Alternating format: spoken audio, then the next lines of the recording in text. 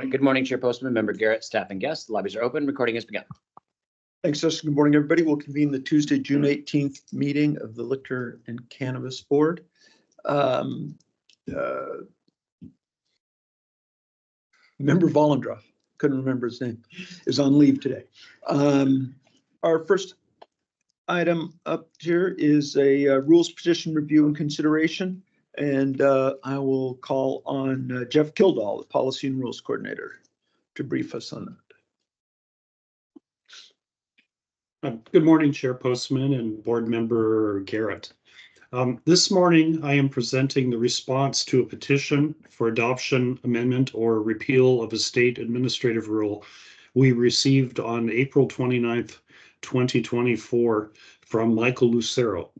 This petition requests changes to WAC 314-55-106 regarding what the so-called principal display panel of a cylinder-shaped cannabis package or container is. That's referring to the external package. So for background, excuse me, in 2018, the board amended WAC 314-55-106 to streamline packaging and labeling requirements for cannabis and cannabis products, reducing the amount of information required to be displayed on the packaging and ensuring that products have enough space on the label to allow required product information to be displayed legibly. This rulemaking project back in 2018 on product labeling was a collaboration with the Washington State Department of Health and the Washington Poison Control Center. It addressed warning labels and requirements, warning consumers about the cannabis content of products, and protecting from accidental exposure to cannabis, especially infused cannabis products. As a result, WAC 314-55-105 and WAC 314-55-106 were amended to require all cannabis products to include the cannabis universal symbol displayed on the principal display panel of the product package. Additionally, these rule changes also required the reproducible, not for kids, warning symbol created by the Washington Poison Center to also be placed on the principal display panel for infused edible cannabis products. Consistent with the rule amendments, the board updated the cannabis packaging and labeling guide in 2020 with illustrations and descriptions showing how the principal display panel was determined for different styles of cannabis packaging.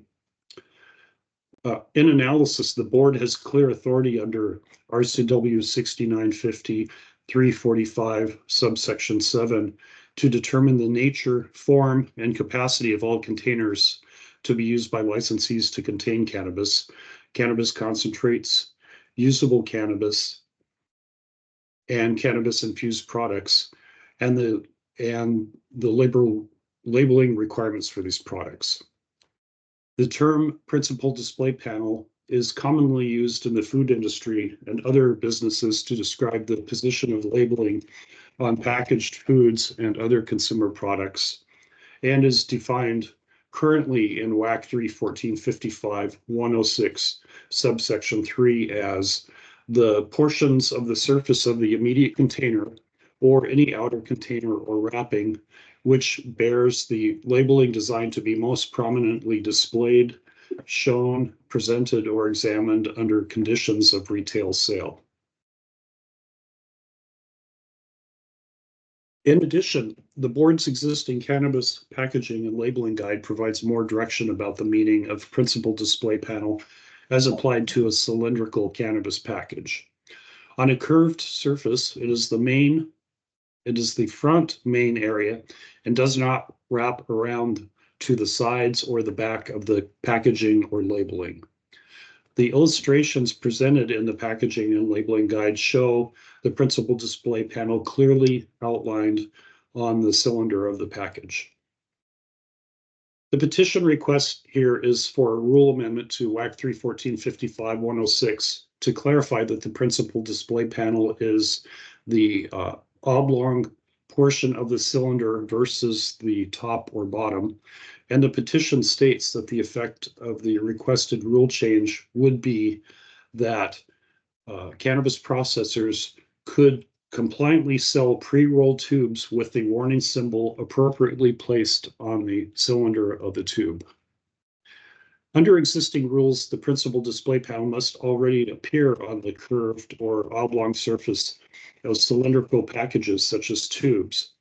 And in turn, the universal cannabis warning symbol must appear on this principal display panel positioned on the curved surface of the cylinder and not on the top or bottom of the cylinder as the petition suggests. WAC 314.55.106 subsection 3 requires the position of the principal display panel to be designed to be most prominently displayed, which would not include the opposite curved surface of the cylinder or the ends of a narrow tube-shaped package that is suitable for packaging a single pre-rolled cannabis joint. As shown in the illustrations in the packaging and labeling guide, the universal cannabis warning symbol for cylindrical packaging must appear on the principal display panel, meaning it must be positioned on the curved or oblong surface of the packaging. The request of the petition to change the meaning of the term principal display panel to allow the warning symbol to appear on the oblong or curved side of the cylinder is not necessary, as this is already required by the rule.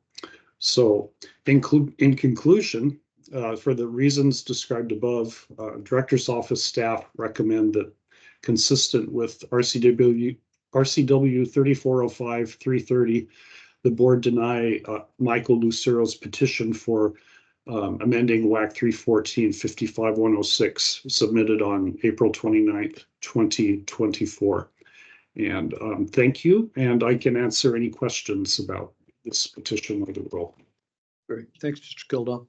I don't see any questions on this one. I think you've given us a thorough briefing on this, and appreciate the recommendation. And I will then entertain a motion to accept the staff recommendation to decline the petition request to amend WAC 314.55.106.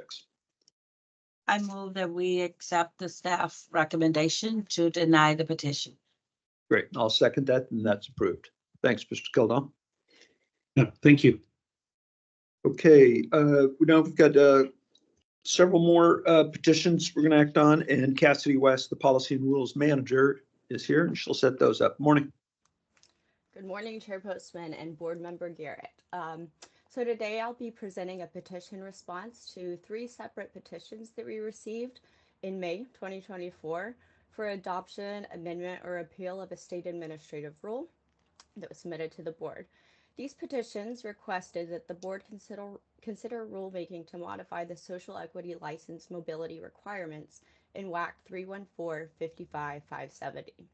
The aim is to grant social equity licensees who applied under the previous legislation before 5080, so that was 2870, the same flexibility to locate their license as those applying under 5080. And those license flexibility are to allow the licensees under the social equity program to locate their business anywhere in the state. So just to provide a little bit of some legislative context, Engrossed Second Substitute Senate Bill 5080 was enacted in 2023, and it amended RCW 6950.335 to allow social equity license applicants and licensees to locate their license in any city, town, or county within the state. However, under the current rules, the license mobility requirements are more restrictive, reflecting the pre-5080 requirements.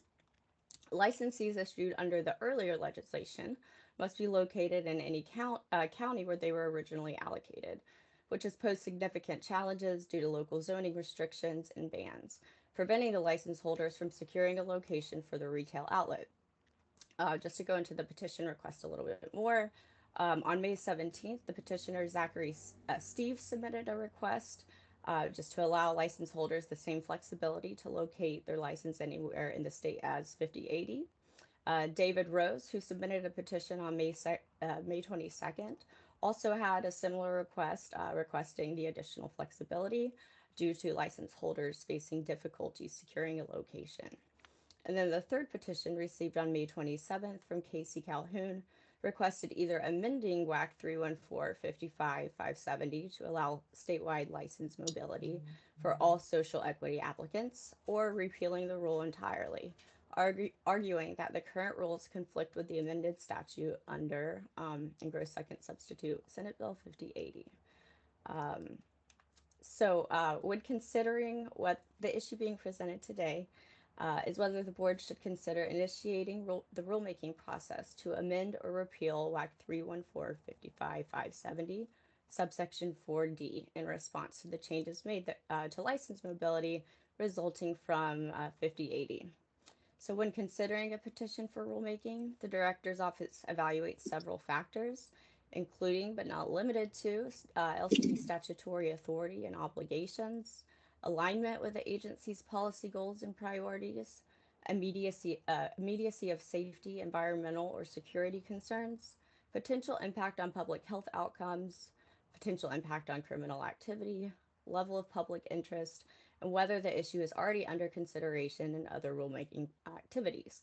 We also consider merits of the petition and equity impacts. LCB has the authority to consider these changes. Both 2870 and 5080 grant the agency authority to establish rules implementing the social equity program. And these petitions pertain directly to the design and functioning of this program. Currently, rulemaking to implement 5080 is underway. The CR 101 was filed on November 8th as WSR 2323062, and I'll clarify, November 8th, 2023.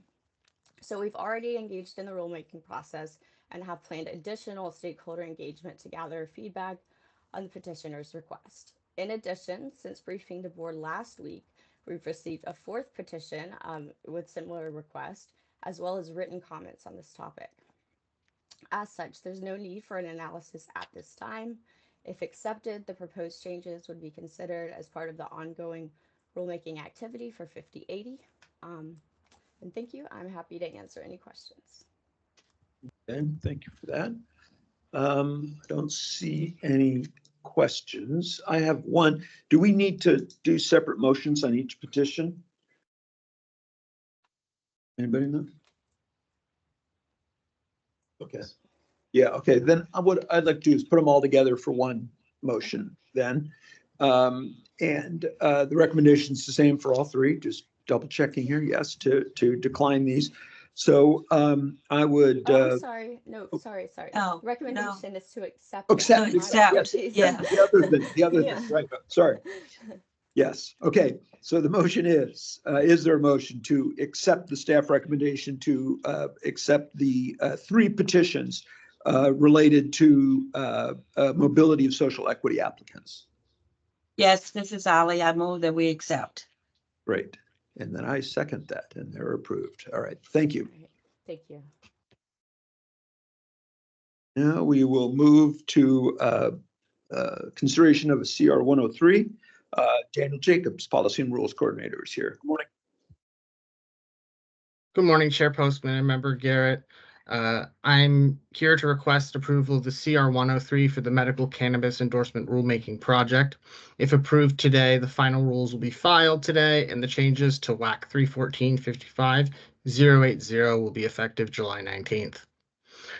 The board voted to accept a petition submitted by John Kingsbury in March 2023 to address requirements for retailers to maintain their medical cannabis endorsements. The CR 101 was filed back in October.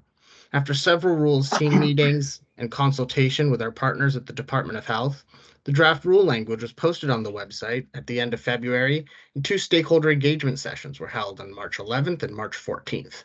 Feedback received during those sessions was incorporated into the proposed draft rule language that was filed April 24th. As identified in the CR 102 memo and the CR 102 form, there are three main changes that are being done with this rule language. Firstly, a new requirement is being created that wherever the store hours are currently required to be posted, the cannabis consultant hours also have to be posted.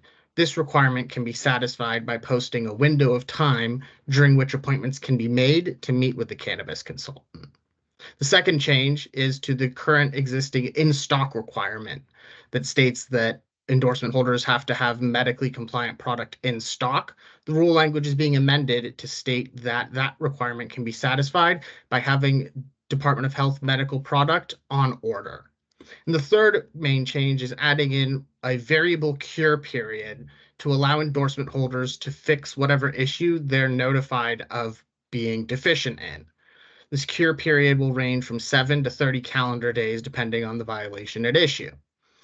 So because there are several different requirements for holding a medical cannabis endorsement, such as having a cannabis consultant on staff, having the ability to create medical recognition cards, it takes longer to hire a new cannabis consultant than it does to place an order for medical product or fix a broken card machine. Additionally, if a licensee has their endorsement discontinued after this cure period has passed, if they try to get their endorsement again, they'll have to submit additional information showing that the original non-compliance is no longer an issue. Since the CR 102 was filed on April 24th, we've received 4 written comments, including specific suggestions from advocacy groups about specifically requiring a retailer to fill out the endorsement form to get the endorsement, and also asking that this form include a space asking to identify the cannabis consultant at the time of application. The public hearing was held June 5th and no testimony was received. The specific requested changes have not been incorporated into the final rule, and I'll explain why. The current form that licensees need to fill out for getting a medical cannabis endorsement is called the LIQ 1276 form. So for this presentation, I'll just refer to it as the 1276 form. This form already is going to need to be amended as a result of this rulemaking to accurately reflect, at a minimum, the new cannabis consultant hours. While many endorsements exist for liquor licensees, and those endorsements also have separate sections of rule dedicated to them, none of the existing rules specifically require that a licensee fill out the form in order to get an endorsement. So creating such language in the rule would be a first for the LCB. Additionally, the form already includes the following language above the licensee's signature block. It says, quote, "I understand that there are continuing requirements, and the failure to meet any of these requirements at any time may result in the revocation of this authorization by the LCB." This language already serves as a de facto attestation. And so when an applicant signs this form in order to get the endorsement, they already are saying that they understand that these requirements are in place and that if they don't meet these requirements, they can have the endorsement pulled. So some of the changes that ask the form to turn into an attestation are unnecessary because the form already serves as an attestation. In response to the same concerns that actually prompted the initial filing of this petition in the first place, the licensing division has revised its process for processing medical cannabis endorsements to now require the submission of the cannabis consultant certificate with the LIQ 1276 form. This addresses a comment received on the CR 102 about identifying the cannabis consultant because licensing's process already has been revised to require the certificate to be submitted with the 1276.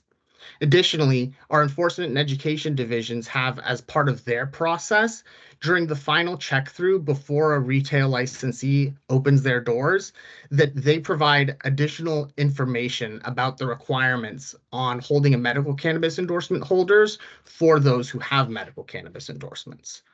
Additionally, in conjunction with licensing's new process, Enforcement and Education Division contacted 26 licensees beginning in January 2024 who hadn't issued any recognition cards during the previous quarter. The data about who had and hadn't issued recognition cards was provided by the Department of Health as part of licensing's new process. 16 of these licensees asked to surrender their medical cannabis endorsements, and the remaining 10 provided evidence of their ongoing compliance.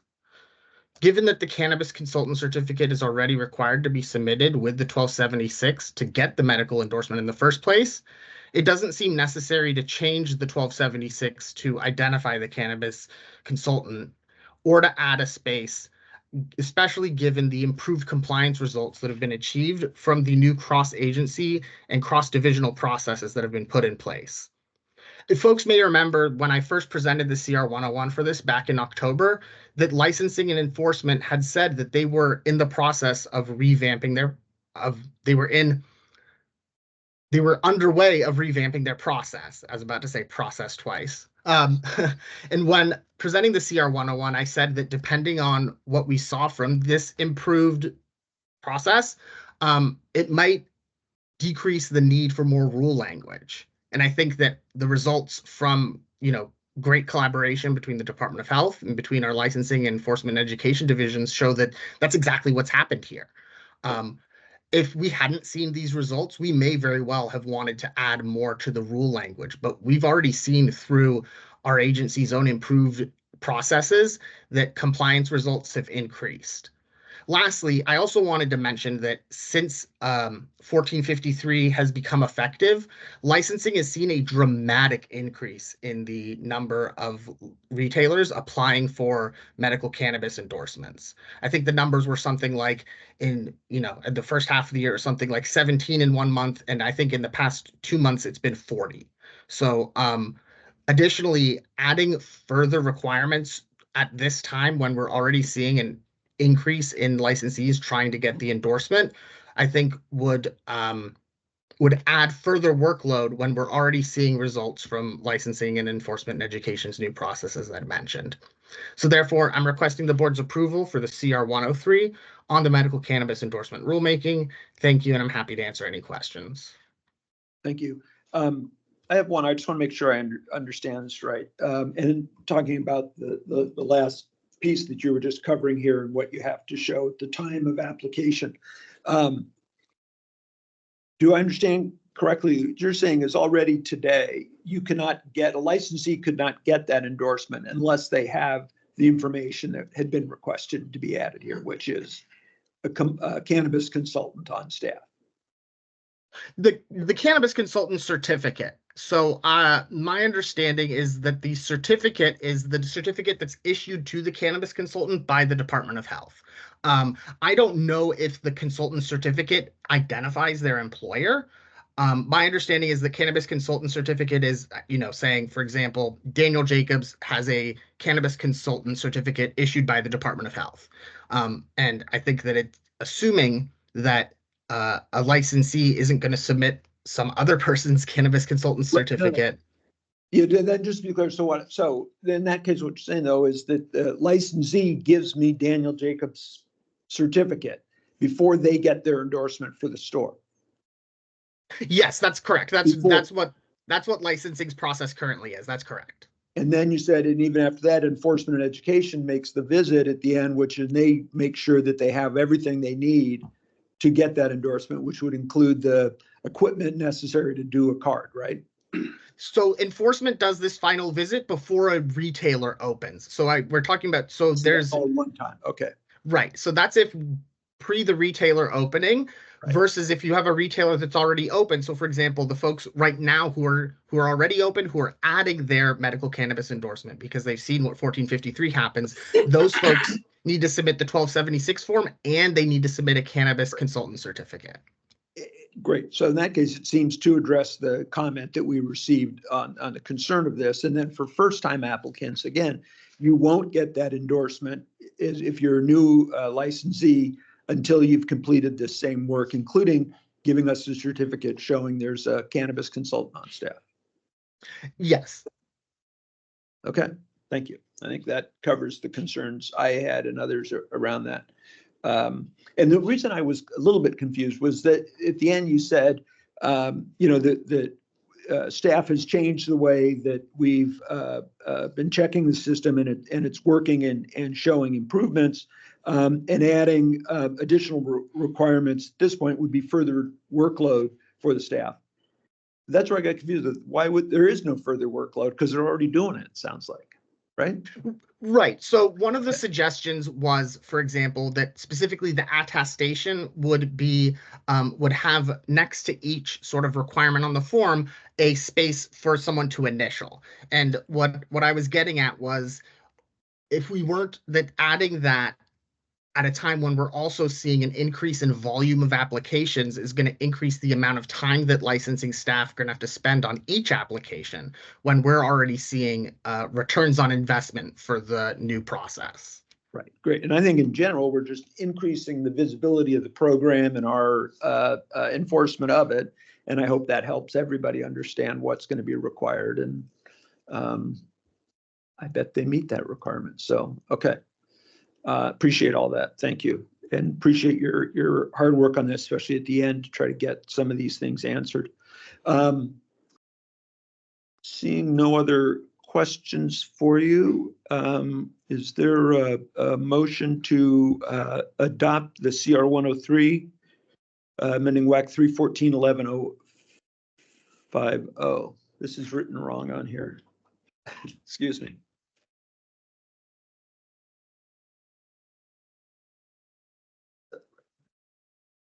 Stand by.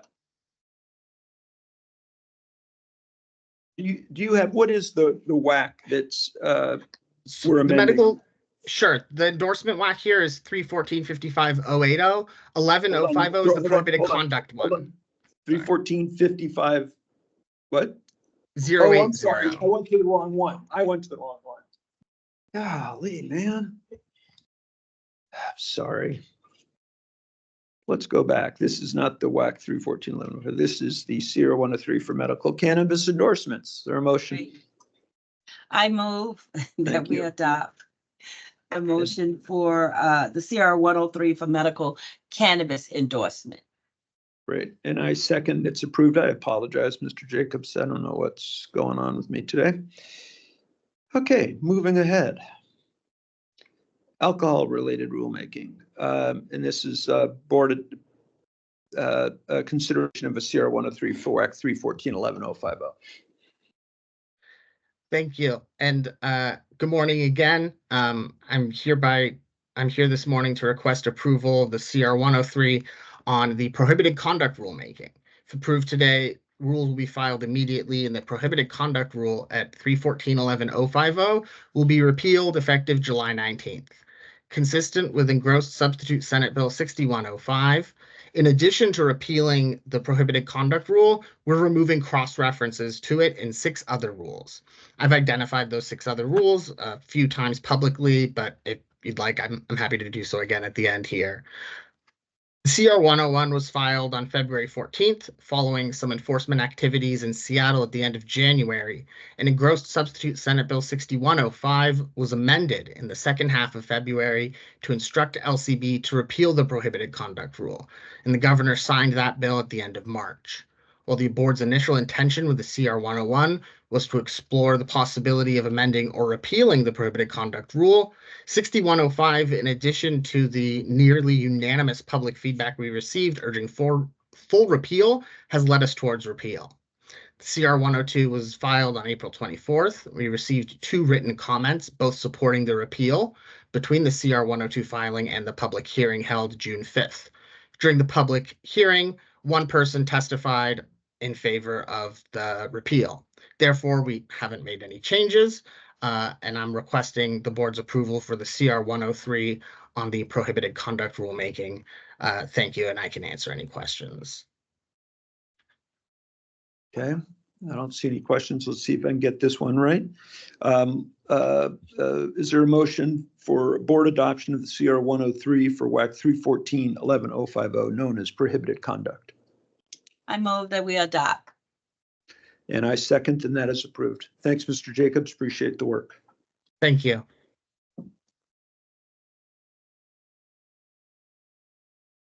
Okay, we are to the public comment period of the meeting.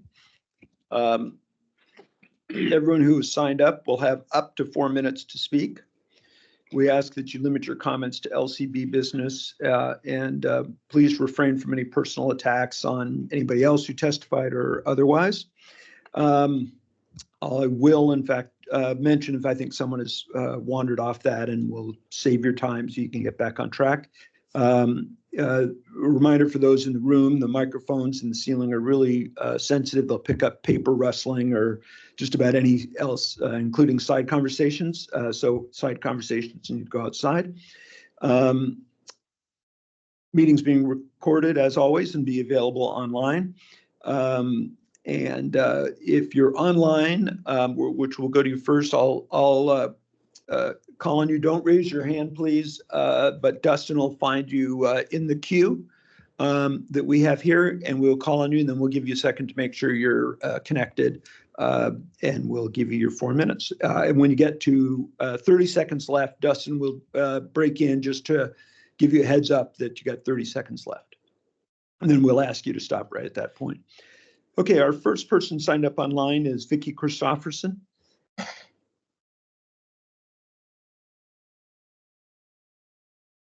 Good morning, Chair Postman and Member Garrett.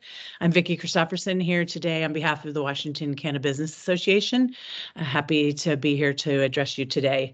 First, I wanted to thank Deputy Director Tony Hood and CFO Rachel Swanner for joining us in Walla Walla a couple weeks ago for our spring meeting. We appreciated them representing the agency as we talked about issues addressing to the industry across the state. I just wanted to bring up a couple issues for you to consider as you continue to deliberate on important issues. One, as the regulated industry, both parents and grandparents and those who have chosen to be regulated in this industry, there continues to be, really strong concern about the rampant continued availability of unregulated, untested, untaxed product in outlets across our state and online. And it's extremely troubling to all of us. I know it is to you. And it presents an unfair competition to our industry. Additionally, it presents a threat to the health and safety of our children and to all of us across our state. Sorry, hold on.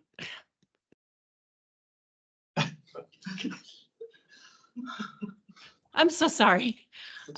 So sorry if I could have a couple minutes of my time left back. Yeah, Sorry about that.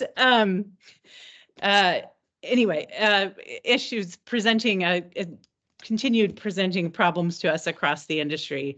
I just wanted to address the rule set that's before you now. We worked really hard in concert with this agency in 2023 for legislation to address this issue. This legislation passed by the legislature 5367 that expanded the definition of THC to try to capture these products that are outside the regulated market. This rule set that we've seen before you seems to be more focused on expanding testing and requirements on our regulated industry rather than the sense of urgency around getting the products outside the regulated industry. We've submitted comments around this issue, but really would like to see a renewed focus and sense of urgency around this real problem, because no matter what you do to us to continue to strengthen regulations on the regulated industry, if we don't get our hand on what's happening outside, it really doesn't make any difference. So just want to reiterate the need to really keep that strong. The other piece I just want to flag for you, and it really came up, we spent a lot of time talking about it in Walla Walla, and we're going to continue to talk about it, and appreciate all of the conversations we've had with your staff, as well as those at Department of Health and Department of Agriculture, is that we all really need to keep an eye to the integrity of the regulated market as we work to implement 1453 and implement the really well-meaning tax break for medical patients. I'll date myself here and say, listening to KZOK this weekend, heard some very interesting ads targeting those that there were promised You to have get a 30 medical seconds. card. I think we just need to be really careful and work very carefully to make sure that only those intended to get medical cards are getting them, and that we're keeping the integrity of the system in mind while we implement this bill. So I thank you for your time and apologize for the interruption in this Zoom world. So thank you very much. Okay, it happens. Thank you. Next person signed up is Brooke Davies.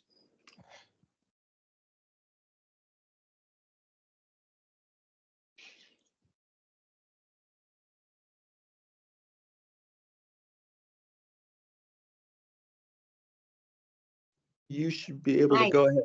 Good morning. Hi, good morning. Chair Postman and Board Member Garrett. My name is Brooke Davies, here today on behalf of the Washington Cannabis Association. Just wanted to cover a couple other items that Vicki was unable to cover in her time. Specifically, again, thank the LCB staff for coming to Walla Walla and participating in our conference. I wanted to chat briefly a little bit about the packaging and labeling conversation. I heard at the EMT meeting last week, this subject came up. So just wanted to provide some additional context specifically to the concerns that were raised in Walla Walla. I think Deputy Director Hood mentioned it, but I wanted to clarify what those concerns were to get that on your radar.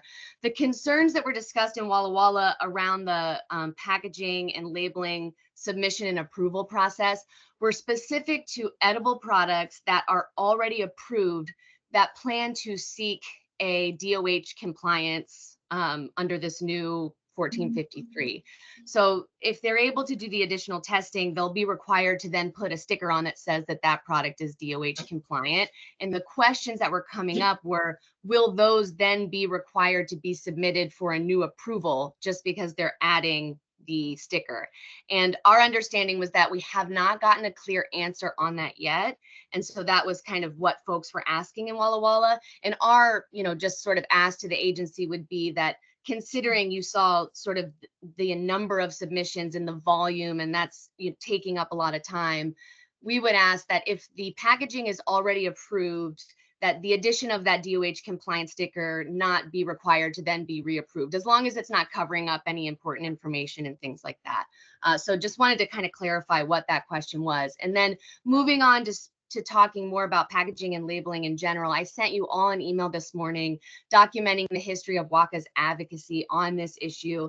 Listening to the presentation last week, I think, one of the things that stood out was the number of submissions that are then required to be resubmitted or make changes and things like that. And so we've long advocated that a lot of that is due to what we see as being kind of the subjective process of not really understanding what the rules are, and sometimes a package is approved and then you submit another one that's very similar and it's not approved, and kind of that process seems to be a little bit arbitrary. And I also included a document that sort of shows, this is from 2020 when we were advocating on the same issue, but what the cost of a redesign is. And it's really significant. And so I know that also there was some discussion around, well, what if licensees paid for the submissions? Would that put onus on them and hopefully decrease the amount of resubmissions that have to take place? And so just want to make sure that you're also aware that each time a licensee has to redesign a package, even if it's just changing a color, there are significant costs associated with that. So it really is the desire to get it approved on the first time if possible. And I think Chair Postman, you really spoke to this in your comments, but we would definitely be interested in kind of working with the agency at looking back at the rules and figuring out like what really is the goal of the packaging rules, and are there places where we can streamline it a little bit? I think we all agree that the real purpose of those rules is Brooke, to make you have sure 30 seconds. the products aren't overly appealing to children and that all those sorts of things. And so if there's a way that we could work together on kind of really diving into those and making them, a little bit more streamlined, we'd be happy to do that, because I think if we could remove some of that subjectivity, that would really decrease the amount of resubmissions and going back and forth. And so thank you so much for your consideration. Great, thank you. Next person signed up is Christopher King.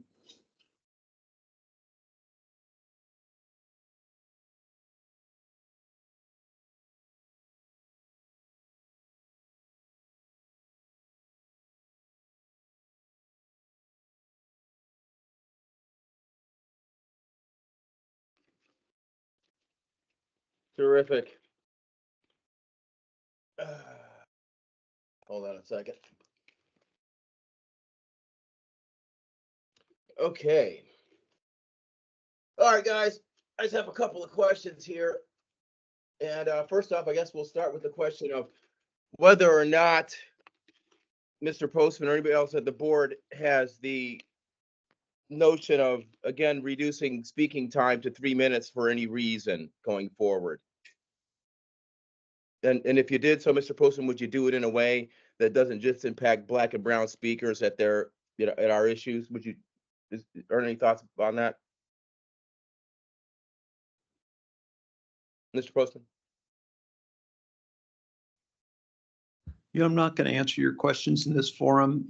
I've told you 100 times, all you have to do is email me, not 400 people. Email me and I'll answer any question you send me. I'll ask you what I want to ask you when I want to ask you. That's how that goes. Next. You don't recall ever doing that for the groups outside of Black and brown, do you? That's rhetorical. Let's move it along. What we have with the LCB, and I got my shackles today, is basically you guys are a regulatory capture agency. Okay, you created this oligarchy and thing where you and your mostly white cronies, get all the money. And everybody knows it. Okay, let's talk about Libby Haynes briefly, even though Libby is not original pioneer. The bottom line is y'all manipulated something back when she was the only Black person to get through the so-called lottery, and you had the spousal requirement that you then rescinded during COVID. And guess what? When you rescinded it, she still never got a license. Okay, shackles. Now you've got a situation in her appeal where I think the figure is like 75% of the applicants have valid issues between Ponder and LCB on the appeals. Okay, but yet nobody's being heard, nobody's being reversed, and the end product is illusory anyway because you can't get a store. Okay, so that's a problem there. Everything with you is illusory. That's the thing. Okay, so gosh. So now what they did with Libby on the scoring is that they went in there and they said, oh, look, first off, she proved by preponderance of the evidence that it was a cannabis conviction, and she had a jail sentence. She had prison sentence there. And so under the rubric, the first way, she should have, been the top scorer in her region, but now you've reworked it and they took off the cannabis and they're just monkeying with things to keep her out of the winner's circle. It's just ridiculous. All right. Yeah. The whole ponder process leaves me pondering how this even happened. But next, and it's between you and Ponder, you guys are both jointly and severally liable, I'm sure of it. So next, let's talk about Co-op 138. It's a fact that these people came before you, all right, and I was with them when your agent, Shannon Angel, wrote an erroneous report saying that there was no licensed entity there regarding license number 412691. Their license number is not that. It's something else. I don't have it right in front of me, but it's not that. Their license number is 428651, okay? And based on this erroneous thing, there was a raid on their facility with Frank Black and the state patrol and a bunch of people, all right? And they stopped his heart. The guy could have died because of your actions. And at that time, Ollie Garrett stands up, reaches out. Oh, I'm going to reach out to you guys. She looked on Facebook a couple of times for Roxana. Now, Roxana, she a Hispanic woman, and Michael, he a white boy, but he's not a white boy like your favorite white boy. It's like Widmer, that quasi-criminal, all right? So you ran him over. You Christopher, you have 30 seconds. Yeah, thanks. You did nothing to help him, even though your own agency's fault that he's in the predicament that he's in, and 4 people who need care got kicked out of the system because one of your new stores moved in their neighborhood. They came to the nuisance, they kicked the nuisance out, and now medical people are not getting the treatment that they need. Everybody's shackled up when it comes to you guys. Shackles on my feet, shackles on my hands. That's what you do. Christopher, that's your time. You have a good day. Shackles. Next person signed up is Sammy Sod.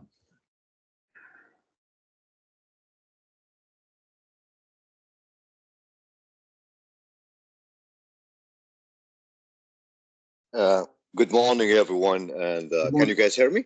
You bet. Go ahead. Good morning. Good morning. Well, I have just feedback, and that's from all of us here like as East African American. So about to have those license for the social equity mobile, we need 2 things to be happening. First of all, if you guys want to approve something like this, It should be after 3 years from now. But to have it mobile in your same county right away, but to have it all mobile all over, I have a shop. I'm a social equity winner, and I'm the first pioneers when it was medical back then. And by being through, we are not being getting the equal opportunity, and it wasn't now justice. And I just win my license. We cannot even find location. Even the location we find, every shop, oh, this is 350 feet. You cannot have it here. We need to remove this. We need to have equal opportunity. There is no limit. You can be right next to him. This is a free market. We cannot be done to us like that.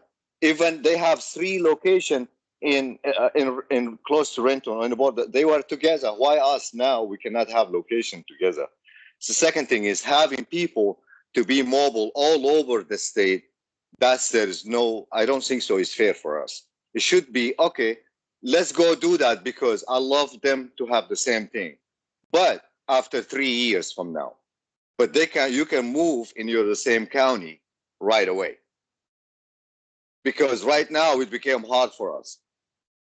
For example, they have somebody holding location because waiting until this to happen.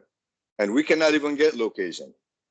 As Muslim, I cannot go and get the look, So it was not just we need you guys to work with us. Second, why is too much regulation on the for the endorsement for the medical? Because back then, I was the first medical.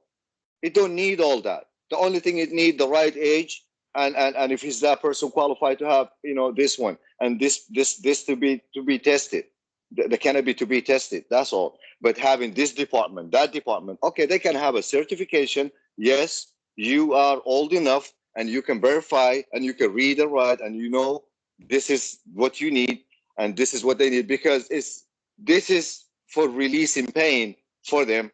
And as long as you have it at retail and you're taking taxes at the same way, that one, he coming with a medical card. What the more thing to do from the health department other than to make sure this is being approved by being tested, there is no anything affect a human being. I think it's too much rule and regulation to something.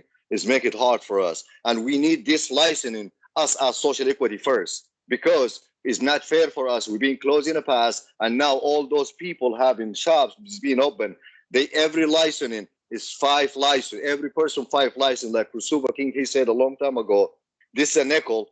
It's nickel. It means 5. And this nickel, whatever it is 1. It's a double standard. It's no justice. I'm not against colors. I'm not against anything, but I'm looking forward to be treated as equal. Sammy, you have 30 seconds. Second thing is, I really would love to see the next licensing to be like half for the pioneers, the one they used to have shops like Libby and Kevin Shelton before 2016, and the other half to be for the people that have conviction. This is be justice because since the HB 2070 from the beginning, it made for those pioneers, the one they used to be before 2016, and the world is changed. That's make us lose the trust in LCB Sammy, that's your time. and the legislation. Thank you. Thank you, Mr. Saad. Appreciate that. Okay, that's it for the people that have signed up online and in the room. Here we have 2. The first is Paul Bryce.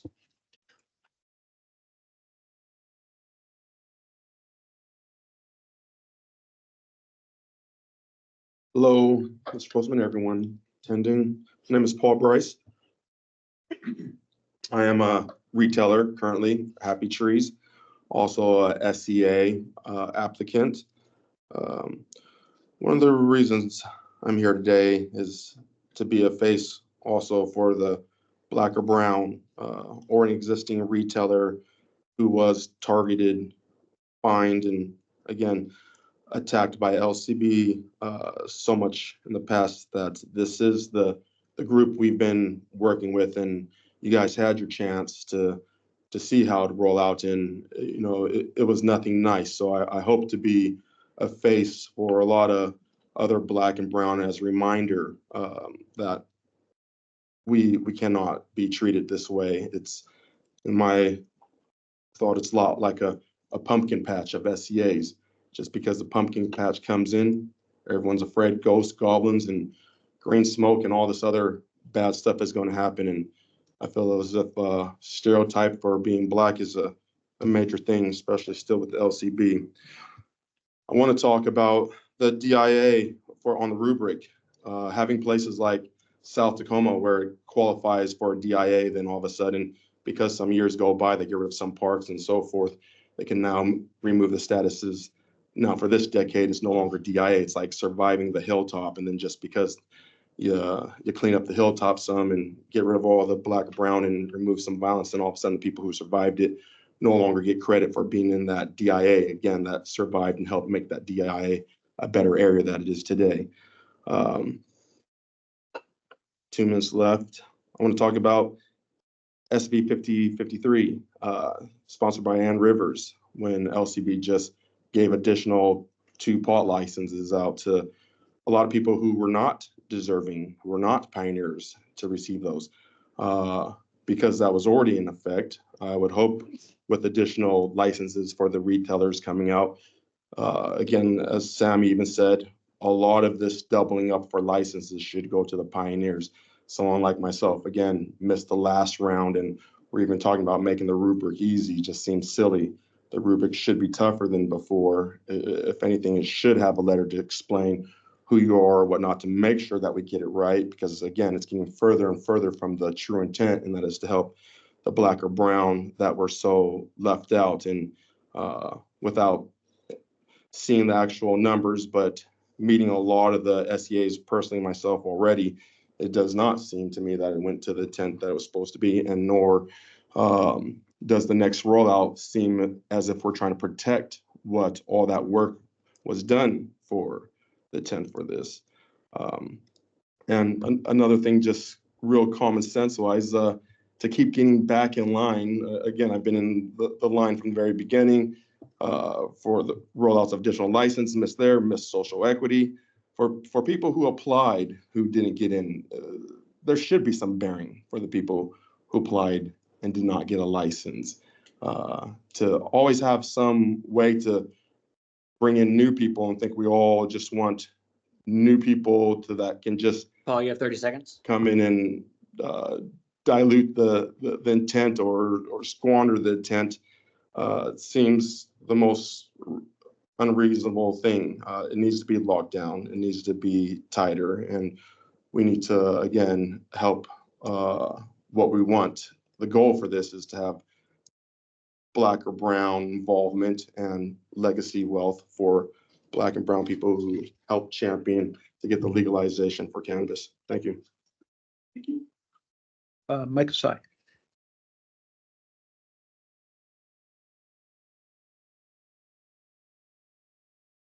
Good morning, Chair Postman, Board Member Garrett, and I guess volunteers on here, members in the audience.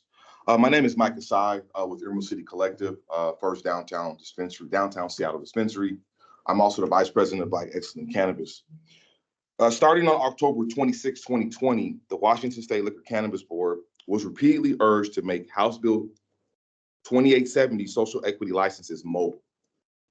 Despite consistent advocacy over more than 2 years, the board's refusal to act has led to the significant decisions faced today. This situation could have been addressed in 2021 and 2022 legislative sessions.